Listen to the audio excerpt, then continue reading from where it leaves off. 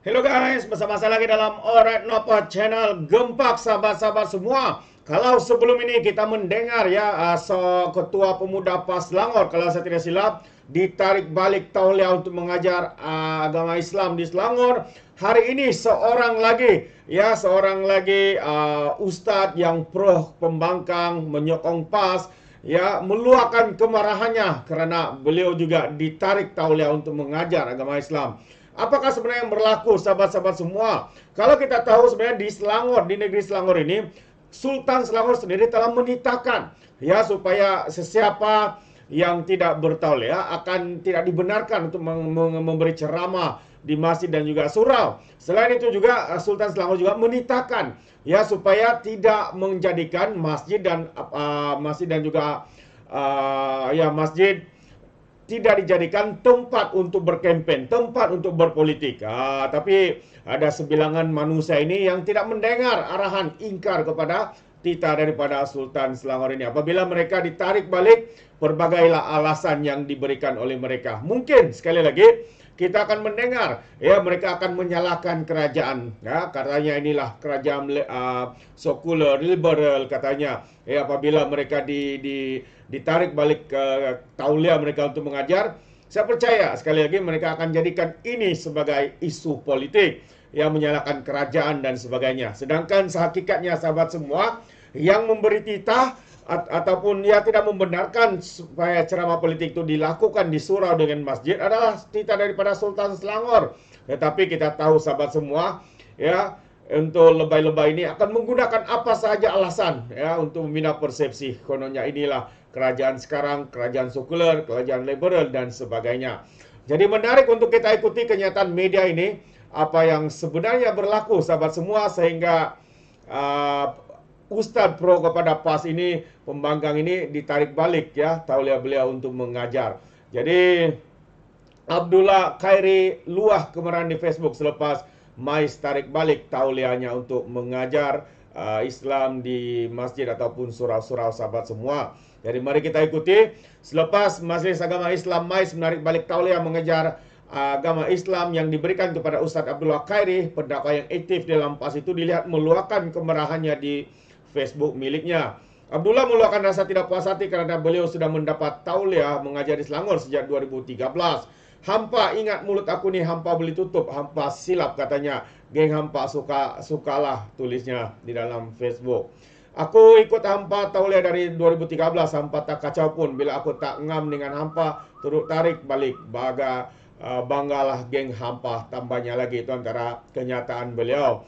Jadi sebenarnya Mais memutuskan untuk menarik balik tauliah mengajar yang dikeluarkan sebelum ini berdasarkan subsection 118 dalam kurungan 3 Enactment Pentadbiran Agama Islam Negeri Selangor 2003 dan perangan 17 dalam kurungan C dan dalam kurungan I Peraturan Bilangan 3 2003 yang 2 2003 23 ya, yang bersidang pada 27 September 2023. Sebelum ini Harapan Daily melaporkan Selangor masih lagi merupakan lubuk mewah Ustadz PAS yang untuk mencari makan.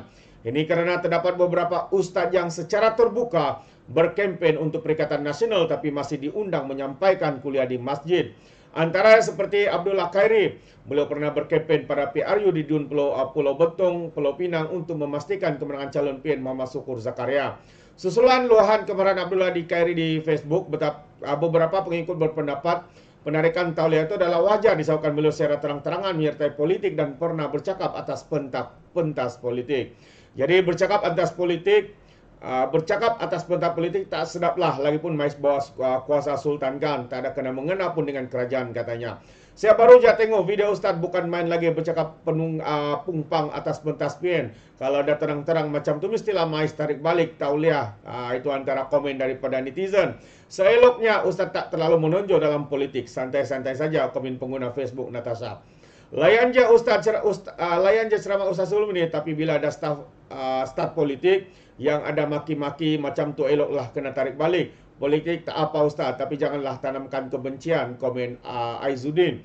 Pada tahun ini, Baginda Sultan Selangor berpesan kepada para pemegang tauliah supaya tidak mencampur adukan isu agama dengan politik, kepartian dan permusuhan sesama Islam atau menyelitkan perkara yang cenderung mendatangkan benci atau penghinaan terhadap mana-mana agama, kerajaan dan permusuhan antara beberapa kaum atau golongan penduduk di negara ini.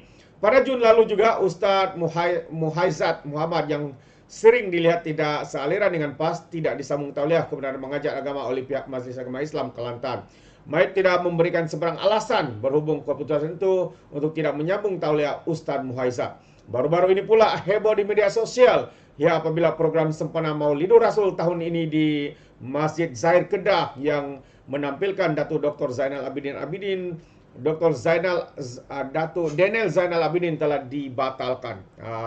Dr. Daniel bagaimanapun dipuji kerana tidak melatah, tidak seperti penceramah yang secara terang-terangan menyokong parti PAS lebay-lebay yang semakin menyesatkan. Kata-kata daripada Muhyiddin Yassin bahawa PAS ini adalah sebuah ajaran sesat. Itu dia.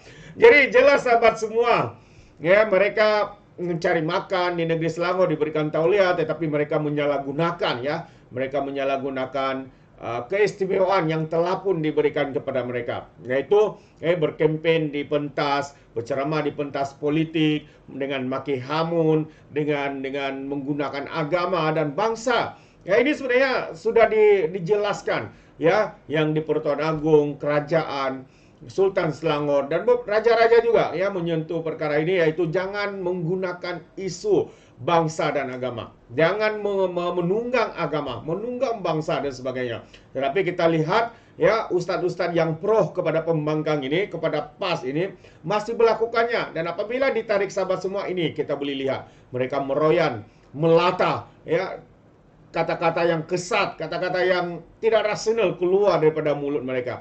Walaupun bukan dari mulut tapi diposting di dalam milik media sosial mereka. Inilah adakah tujuan mereka itu sebenarnya hanya untuk uang, hanya untuk kepentingan parti, politik, individu dan sebagainya. Tetapi apabila dilarang dan mereka melakukannya, dan apabila dikenakan tindakan, ini respon yang mengejutkan daripada ulama-ulama, ustaz-ustaz yang pro kepada pembangkang parti PAS ini, sahabat-sahabat semua.